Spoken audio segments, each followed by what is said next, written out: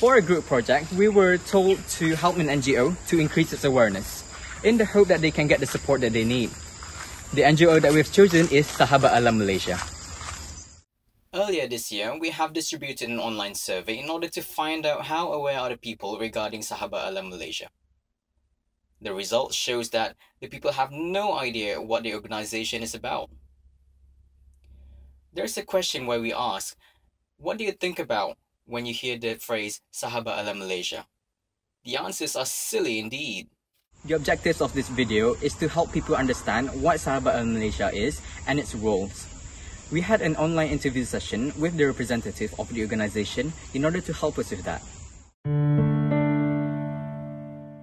Sahabat Alam Malaysia, in English it's called Friends of the Earth Malaysia. We are a member of Friends of the Earth International, and our objective is to ensure that development choices and management of natural resources are sustainable and ecologically sound. And this should be guided by the principles of environmental justice.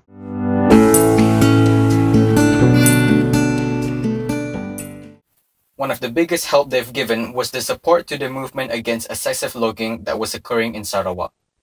Sarawak natives has been trying to stop the massive destruction by loggers for many years with multiple attempts, but they failed throughout those years.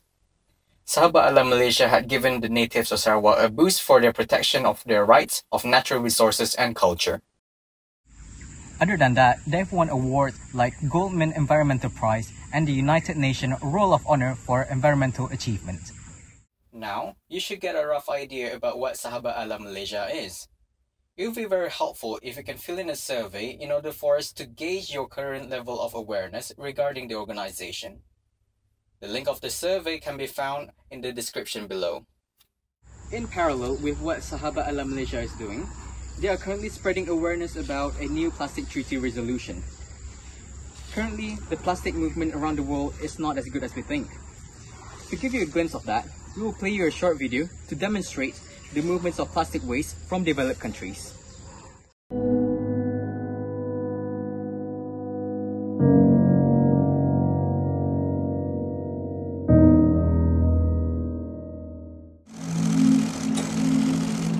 We cannot be bullied by developed countries. We will fight back.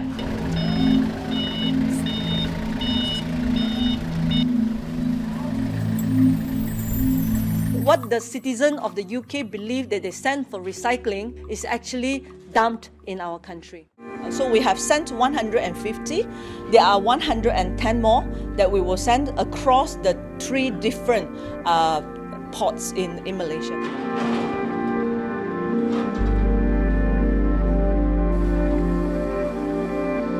One that is to be sent back is from the United States. Yeah?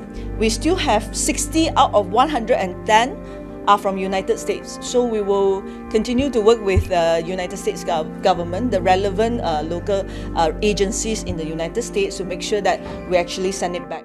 An Asian nation is demanding Canada to take back its plastic waste. Malaysian officials here at the largest port are looking inside these shipping containers. This one from Canada, and you can see inside, grocery bags from big Canadian brands, ones we know, as well as packaging from many retail and grocery products. And this comes on the heels of what's been happening in the Philippines. Malaysia is just the latest to say, Western world and Canada in particular in this case, we do not want your low-value plastic.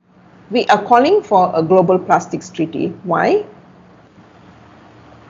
It has to be a global treaty, because plastic pollution, it doesn't stop at borders. It doesn't just stop in Malaysia, it doesn't just stop in Sri Lanka, it goes on and on. Okay, because of the marine litter and also because of the microplastics, and also, as I had also mentioned, persistent organic pollutants when you burn the plastics. So this is all in the air.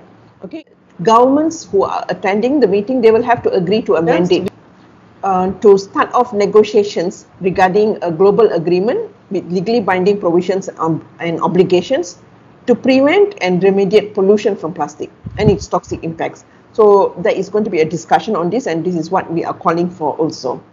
We must also consider that in order for a plastic treaty to be effective, we must not only consider the manufacturing and disposal of plastic materials, but we must also take a look into where do these plastic materials go after they've been sent to the recycling centers, for example. Think about it. Recently, the United Nations Environmental Assembly decided on a global plastic treaty in order to minimize impact of plastic waste to the environment. What you can do to support this resolution is to sign your name in a petition in order to encourage world leaders to manage plastic waste more efficiently. Link of the petition can be found in the description below. Now we learned that we should pay more attention to our local NGOs, as they do play some important roles in order to make our country into a better place to live in.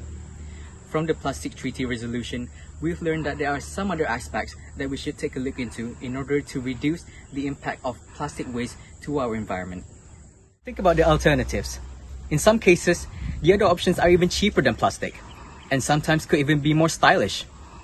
The first steps in order to change the world starts with you.